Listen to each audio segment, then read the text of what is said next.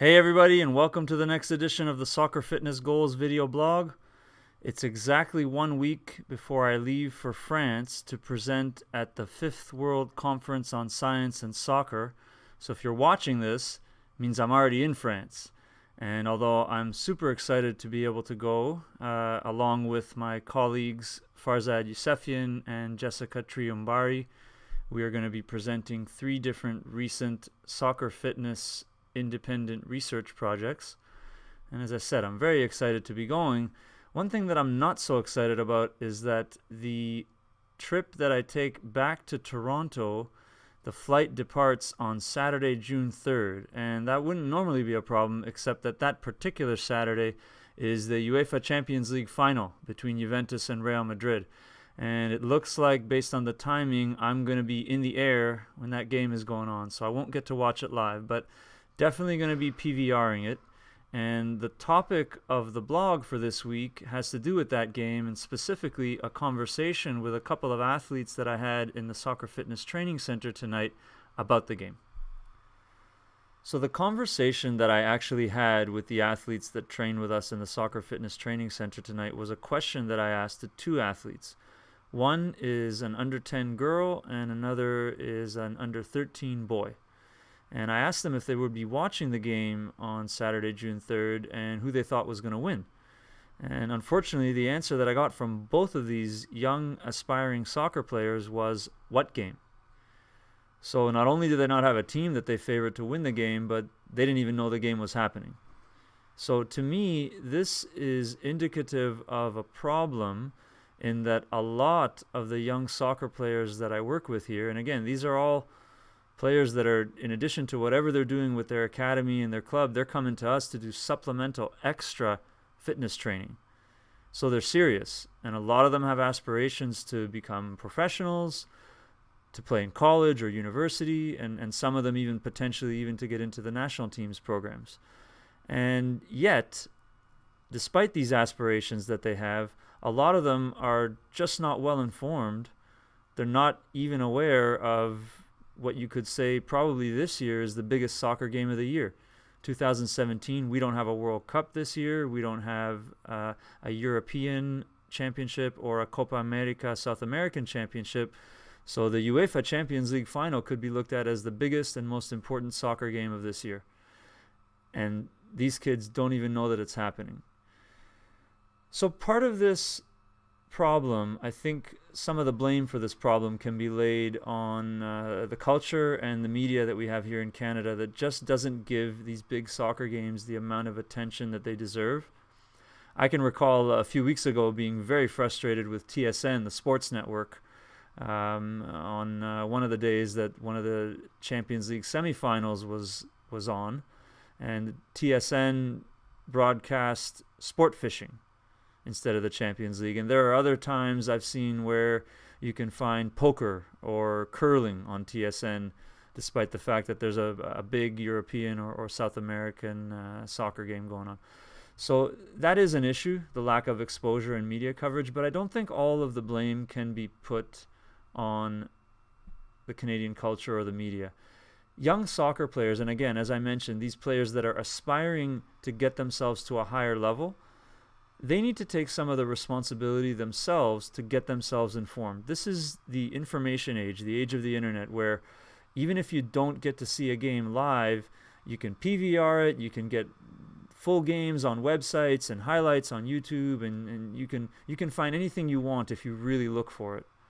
So the reality is that children need to be well informed, much more than they are, and they need to make sure that they make time every week to watch competitive soccer games.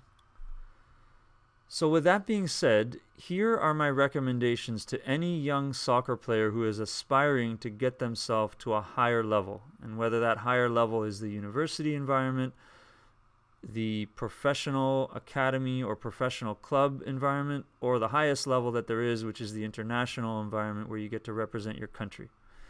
If you want to get to that level, there are 2 things you need to do. Number 1, you need to make time every week to watch a game either on TV or live, and it should be a high-level game. So if it's going to be on TV, it could be Champions League, it could be any one of the top European or South American professional leagues, or of course international friendlies or big international tournaments like the World Cup or the European Championship or Copa America. And if it's going to be a live game here in Ontario, there are lots of options. There's Ontario League 1, men's and women's. There are the university and college leagues that start in the fall. And there's also TFC 2 in the USL or TFC in the MLS.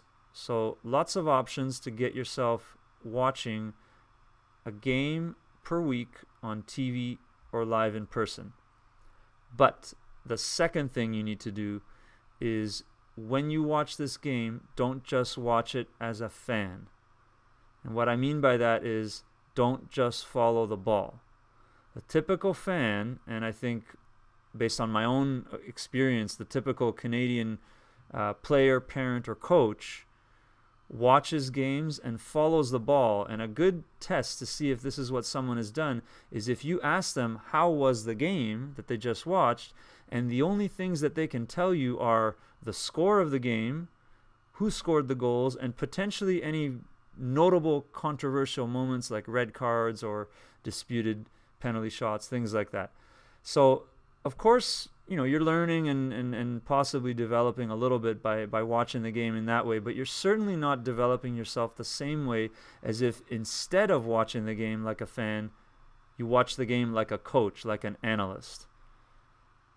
So these are some simple suggestions for young players to be able to watch the game like a coach or like an analyst rather than like a fan. And it means taking your eyes oftentimes away from the ball. Here's what I recommend. You should be able to keep a small journal that you write in after you've watched this one game per week. And in that journal, you need to answer the following questions. Number 1, what was the formation of both teams? And did the formation change when they attacked or defended? Number 2, and you got to look at both teams. What were their strengths in attack? And what could they have done better in attack? And what were their strengths in defense? And what could they have done better in defense? This can be a little bit vague or broad, and of course with some younger players they may not be able to come up with too much detail here, but it's certainly forcing even a young player to come up with a lot more detail than just to remember who scored or who won the game.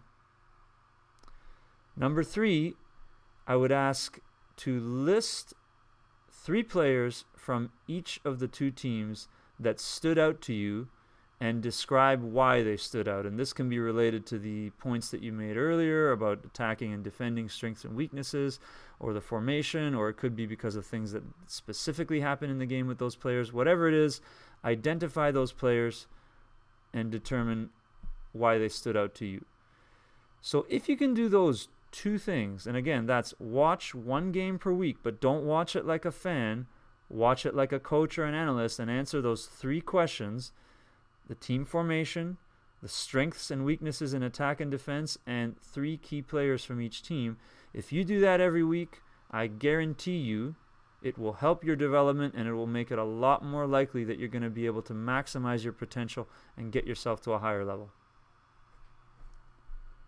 So as you're watching this blog, the final of the UEFA Champions League is coming up. So there's no better time for any of you that are watching to start doing this, start watching and analyzing a game as a coach, than in that game, the biggest soccer game of the year.